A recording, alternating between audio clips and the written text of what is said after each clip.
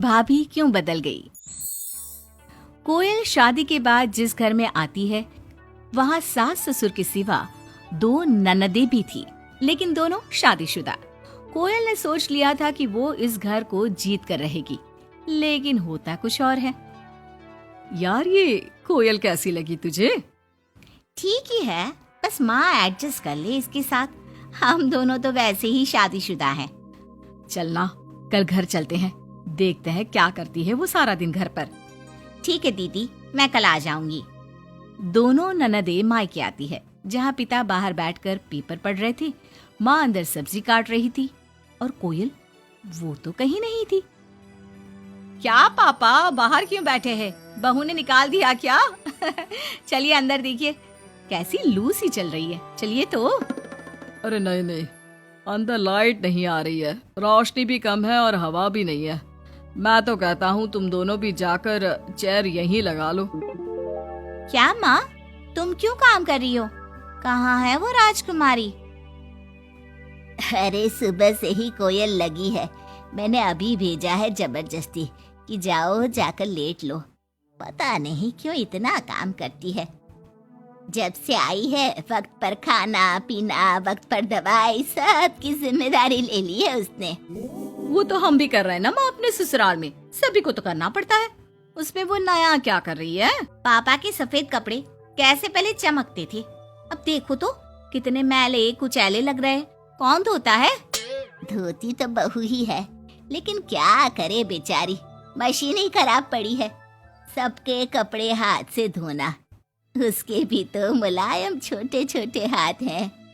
हाँ हाँ, और हम लोगों के हाथों में तो चक्का लगाए ना। अरे बस भी करो माँ। दोनों बहनें माँ बाप को काफी भड़काने की कोशिश करती, लेकिन कोई फायदा नहीं होता। पर कहते हैं ना, बेटी तो बेटी होती है उन लोगों के जाने के बाद। क्या बात है माँ जी, कोई आया था क्या? हाँ, वो तेरी दोनों ननदें आई थी। अरे तुम मुझे उठाया क्यों नहीं माँ? मैं भी मिल लेती ना दोनों दीदियों से। अरे ना बेटा, तभी तो तू सोने गई थी। मैंने उन लोगों को खाना बनाकर खिला दिया, चिंता ना कर। कोयल को सास की बात अच्छी लगती है। वो अंदर जाने लगती है कि सास उसे टोक देती है।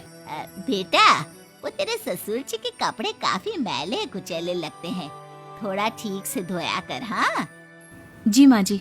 कोयल सास को कुछ नहीं कहती, लेकिन रात में जब पति आता है तो कोयल उससे कहती है, सुनिए, पापा के घर के पहनने वाले कपड़े काफी पुराने हो गए हैं। मैंने कई बार उसे धोया, लेकिन उनमें चमक ही नहीं आती। अगर आप कुछ पैसे देते तो मैं पापा के लिए घर पहनने के लिए नए कपड़े लेकर आऊं। हाँ हाँ कोयल, क्यों नहीं, जरूर। अगले दिन कोयल खाना बनाकर बैठी ही होती है कि छोटी ननद आ जाती है।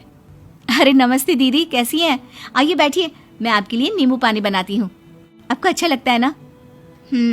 वो माँ कहाँ है? कोयल को अजीब सा लगता है कि ननद ने उसे पूछा तक नहीं, ना ही नमस्ते किया। सामने से माँ आती है। माँ, वो मैं बाजार जा रही थी तो सोचा आपसे मिलती चलूं। अच्छा माँ, जरा नींबू पानी बना देना, बहुत मन कर रहा है। हाँ हाँ, तू बैठ, मैं बना कर लाती हूँ। कोयल को लगता है कि बेटी है, माँ के हाथ का स्वाद मिस करती होगी। इसमें बुरा मानने वाली कोई बात नहीं है। दीदी, मैं भी बाजार जा रही हूँ, आपके साथ ही चलती हूँ। ननद भाभी दोनों मार्केट जाती है, जहाँ कोयल ससुर जी के लिए कपड़े लेती है। क्या जरूरत है भाभी, पापा को उनकी पसंद के कपड़े ले देती ना, उन्हें ही यहाँ पर लाकर। पर दीदी, पापा तो लुंगी ही पहनते हैं और एक ही डिजाइन की, तो इसमें पसंद नापसंद की क्या बात है? आपसे क्या बोलना। मार्केट में कोयल की किसी दुकानदार से बहस हो जाती है, लेकिन वो देखती है कि ननद उसका साथ देने के बजाय भीड़ का हिस्सा बनी खड़ी होती है, जैसे कि वो उसे जानती ही नहीं। कोयल घर आती है। अरे बेटा, क्या जरूरत थी नए कपड़ों की? पापा, मैंने ना आपके कपड़े धोने की काफी कोशिश की, लेकिन वो पुराने हो गए थे ना, इसलिए ऐसे मैले से लग रहे थे। सास भी समझ जाती है कि कोयल ने कपड़े धोने में मेहनत तो की ही होगी।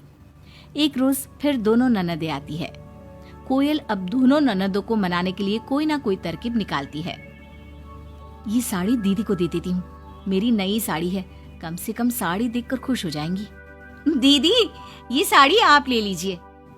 और छोटी दीदी, मैं आपकी पसंद की पालक पनीर बनाती हूँ, आप लोगों के आने से घर में कितना अच्छा लगता है ना। दोनों कुछ नहीं बोलती। अब तो जब भी दोनों ननदें घर आती, कोयल के सास ससुर को भी भड़काकर चली जाती, जिसके बाद से ही दोनों का रवैया कोयल के लिए कुछ दिनों के लिए बदल जाता। पता है कोयल, मेरी छोटी बेटी सास को घर में एक काम करने नहीं देती, सारा दिन बिठा के खिलाती है। कम से कम तुझे मेरा साथ तो मिला है, क्यों? कोयल कुछ नहीं कहती, लेकिन अब वो थक चुकी थी। ससुराल के लोगों को प्यार से सम्मान से साथ बांधने की कोशिश कर करके, लेकिन ननदे वैसी की वैसी ही रही। अब कोयल ने सोच लिया कि वो ननदों से बात करेगी। जब बड़ी ननद घर पर फोन करती है, हेलो हेलो कोयल, माँ को फोन देना।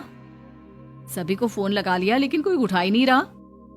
ओह, तभी आपने मेरे फोन पर फोन किया दीदी, और वो भी सीधे माँ से बात करने के लिए। क्यों, मैं नहीं हूँ क्या? या मेरा हालचाल पूछने की आप लोगों को जरूरत ही नहीं है, या मुझसे मतलब ही नहीं है? क्यों? अरे नहीं नहीं, ऐसा नहीं है, वो वक्त ही नहीं मिलता ना घर के कामों को लेकर। दूसरी ननद से भी कोयल बात करती है, लेकिन वो भी वक्त और काम थकान का रोना रोने लगती है।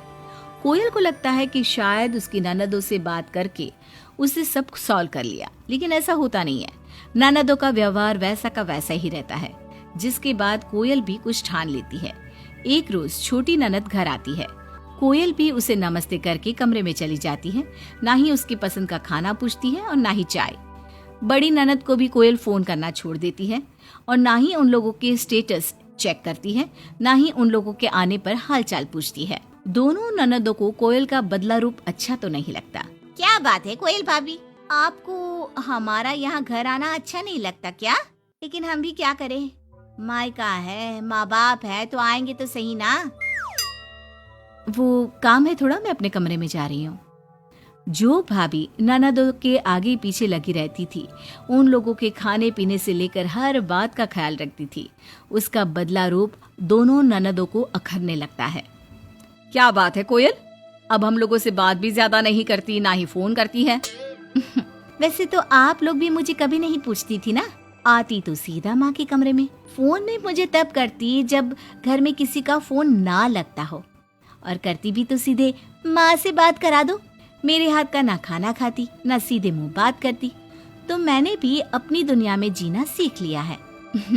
अब मैं मस्त हूँ और खुश हूँ। नमस्ते। ये बोलकर कोयल वहां से चली जाती है अपनी दुनिया में।